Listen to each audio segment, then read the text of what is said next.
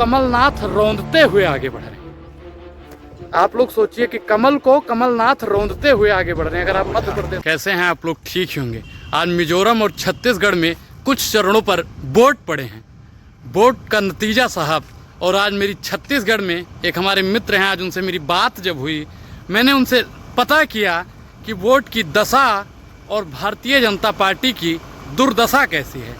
तो सूत्रों के मुताबिक पता चला कि जो वोटिंग हो रही है ना, उसमें एक तरफा वोटिंग हुई है और छत्तीसगढ़ में जितने भी अभी वोट पड़ चुके हैं वहाँ पे कांग्रेस प्रचंड बहुमत से आ रही है। मैंने उनसे एक सवाल किया कि भाई आप कैसे कह सकते हैं कि कांग्रेस ही यहाँ पे आ रही है? तो उन्होंने बताया कि जो काका हैं उन्होंने इतना यहाँ पे काम किया। अब काका आप लोग जानते भी होंगे, अगर छत्तीसगढ़ से होंगे तो काका, वहाँ के मुख्यमंत्री को लोग काका कहते हैं।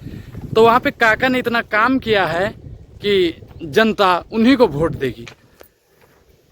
मिजोरम से मेरा कोई सूत्र ज़्यादा नहीं, लेकिन हवाले से जो खबर आई, एक आध मित्र वहाँ पे भी हैं, उन्होंने बताया कि मिजोरम की भी दशा फिलहाल बहुत बढ़िया चल रही है। वहाँ पे भी बीजेपी को कष्ट देते हुए कांग्रेस आगे बढ़ रही है।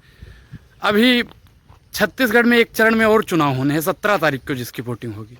अभी 7 तारीख वाले में भारतीय जनता पार्टी को शिकंज देते हुए काफ़ी आगे हैं। अब देखना और तय करना ही है कि जो साहब की सरकार है ना, वो 5 राज्यों में से कितने राज्यों में सरकार बना पाती है। अभी राजस्थान का जो आंकड़ा देखा जा रहा है ना, राजस्थान में पूरी भारतीय जनता पार्टी जोड़ तोड़ से वहाँ पे प्रचार कर रही है। लेकिन प्रचार में क्या है साहब कि साहब की जो बेईमानी है, ईडी और सीबीआई जो है ना साहब, वो बहुत तेज़ सक्रिय है। लेकिन काम क्या कर रही है? छापेमारी कर रही है।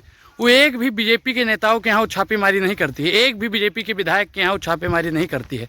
अभी जल्द में बीजेपी का एक विधायक है, उसके यहाँ नहीं पकड़ा है। इनकी जो मानसिक रूप से ये लोग हैं ना, ये लोग मानसिक रूप से बीजेपी वाले बीमार हो चुके हैं। अब इनकी स्थिति जो है ना, स्थिति और परिस्थिति दोनों ही डाउन हो गई है। अब इनको तय ही करना है कि करना क्या है। मोदी जी को एक खेल बहुत पसंद है, ED CBI, ED CBI, ED CBI, ED CBI, ED CBI, ED CBI, ED CBI, ED CBI. वही खेल वो खेल के सरकार बनाना चाहते हैं। लेकिन देश की जनता जागरूक हो गई है, देश की जनता अब जानने लगी है।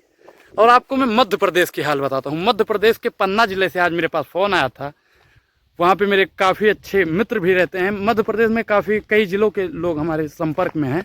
मध्य प्रदेश के पन्ना जिला में 3 विधानसभा है। 3 में से एक का उन्होंने बताया कि कहा नहीं जा सकता कि बीजेपी जीत जाए, लेकिन 2 पे कांग्रेस पूर्ण बहुमत से जीत रही है।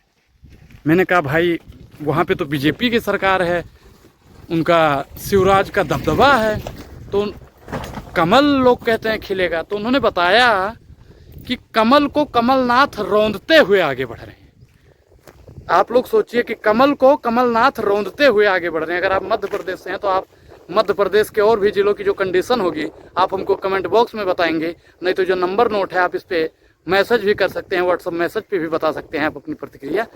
क्योंकि अभी हम गोंडा में हैं, अपने गाँव में हैं, कहीं जा नहीं पाए हैं, थोड़ा प्रॉब्लम है। तो आप लोग अपने वहाँ की कंडीशन को ज़रूर बताया करिए, क्योंकि जब आप लोग वहाँ की दशा और दिशा को जब बताते हैं तो हमें एक नोट्स मिल जाता है, हमें एक मान लो एक सहारा मिल जाता है कि हमको काम किस रूप से करना है।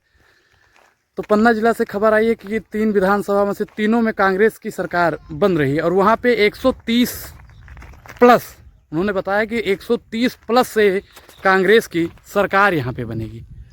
17 तारीख को वहाँ पे भी वोटिंग है। मोदी जी और जो इनके नेता हैं सब के सब जोड़ों तोड़ों से प्रचार में लगे हैं। प्रधानमंत्री जी नरेंद्र मोदी जी कहते हैं कि जितने भी भ्रष्टाचारी हैं हमारा तापमान सहन नहीं कर सकते हैं, जितने भी दुराचारी हैं हमारा तापमान नहीं सहन कर सकते हैं।